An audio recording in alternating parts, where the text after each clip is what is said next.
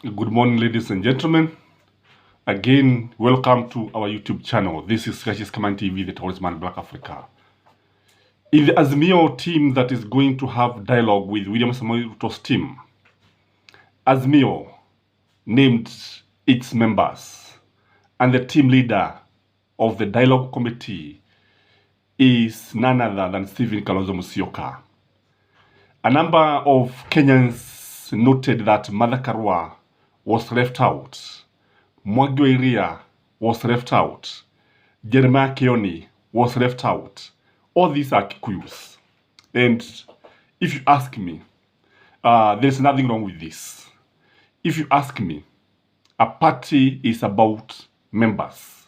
A party is about support. A party is about grassroots mobilization. That is the truth of the matter. Without the numbers, you cannot talk much.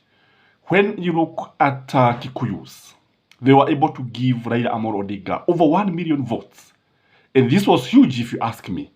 And I know many of the other votes, many votes were rigged in Mount Kenya.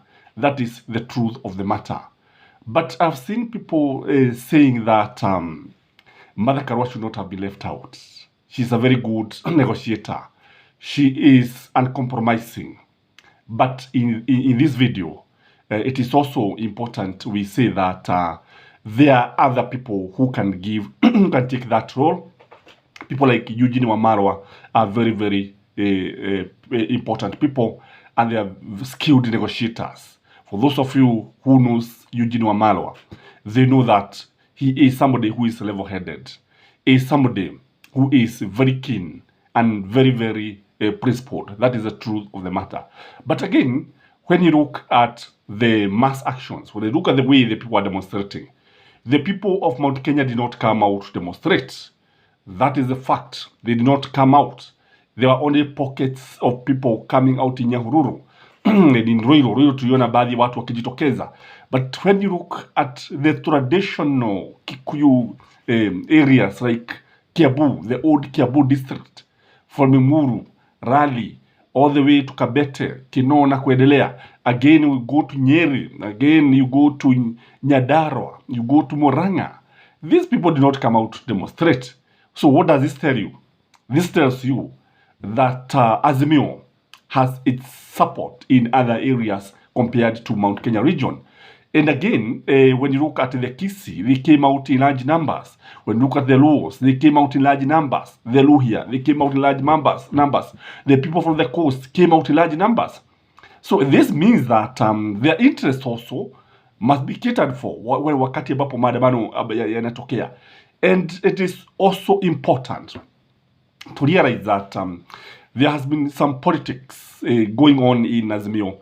Kwa mfano, we have had none other than Robert Alai saying that Raila Amolo Odinga amekuwa akichezwa na Wakikuyu. Raila Amolo Odinga amekuwa akichezwa na Uhuru Muigai Kenyatta, akina Jeremiah Kioni, na sasa Munya amekuja kumchezea. But if you ask me, this is not the case.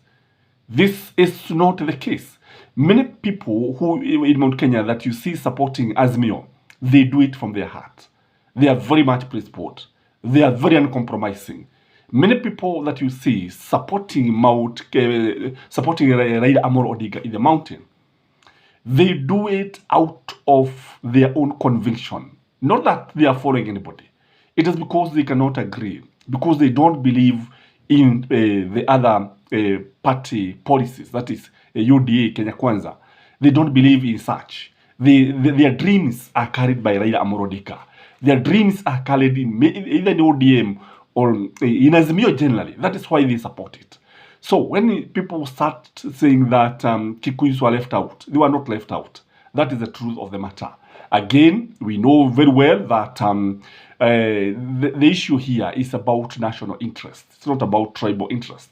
And you see, the issue of tribalism is something that has dragged this country behind for many years. The issue of tribalism is something that should not be happening at this time.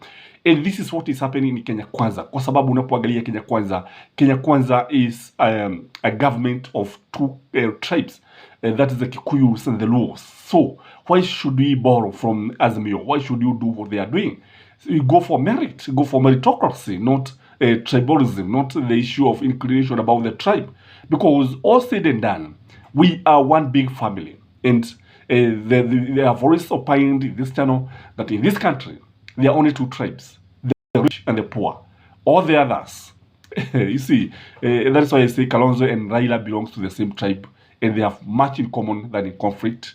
And Raila and Babu Wino and akina Mutula Kilonzo wote wanazungumza lugha moja, wanaelewana. Lakini the only thing that, for instance, me and Uhuru Muigai Kenyatta share is just the language, nothing else. That is the truth of the matter. Uhuru Muigai Kenyatta and Raila Amolo Odinga speak one language, the language of money, the language of of power. That is the truth of the matter. Again, it is also important here.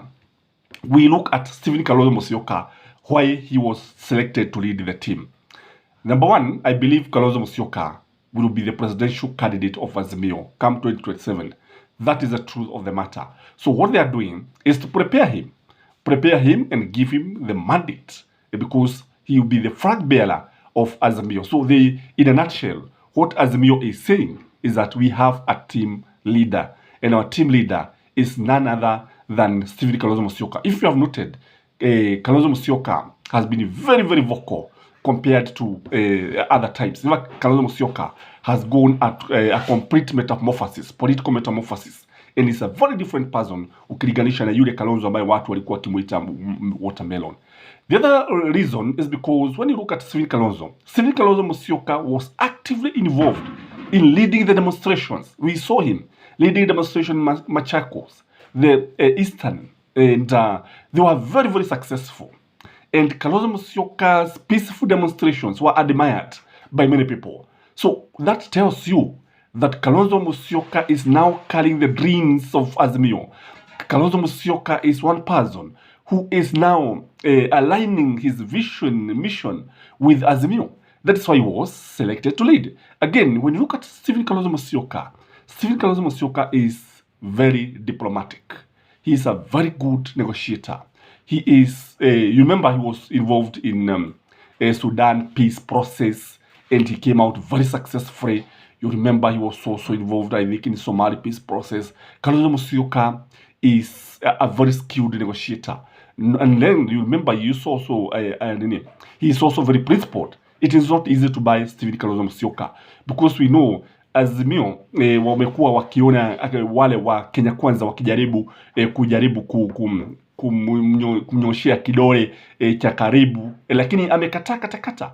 If there's one thing that William Samoei Ruto and Rigathi Gachagua have always been trying to do, is to woo and bring KALONZO Musyoka at Kenya Kwanza, but he has vehemently refused. He has completely turned down the offer. He has been promised many things, but amekataa katakata. So this one tells you Stephen KALONZO Musyoka is somebody with a very firm stand, not easy to compromise. Again, Stephen KALONZO Musyoka is one person with a big clout, and he commands the respect. Stephen KALONZO Musyoka, by the way, commands a lot of respect from AZIMIO. And not many people would talk when KALONZO is talking. When KALONZO talks, everybody listens, including Raila Amolo Odinga. That is the truth of the matter. And again, I believe if that office of the leader of opposition is going to be created, KALONZO Musyoka is going to occupy that office. And KALONZO Musyoka, if he's going to occupy that office, if at all they are going to compromise on this, I believe he is the right person. So that is why he was chosen. Again, Stephen KALONZO Musyoka has a very good rapport with everyone in AZIMIO. With KALONZO Musyoka, you find Mother Karua is at home. With KALONZO Musyoka, Raila Amolo Odinga is at home. And everybody else.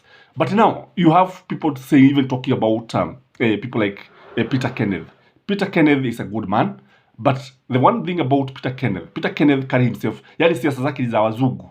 Siasa zinaisha, anapotea kabisa. Siasa zinaisha, hamuoni tena. That is the way he behaves. And that is how many Kikuyus behave, by the way. After elections, wananyamaza kabisa. Wengi wanagojea msimu mwingine wa siasa ufike, ndio sasa utaanza kuona wakitokea. So, would you have expected somebody like huyu mzungu aje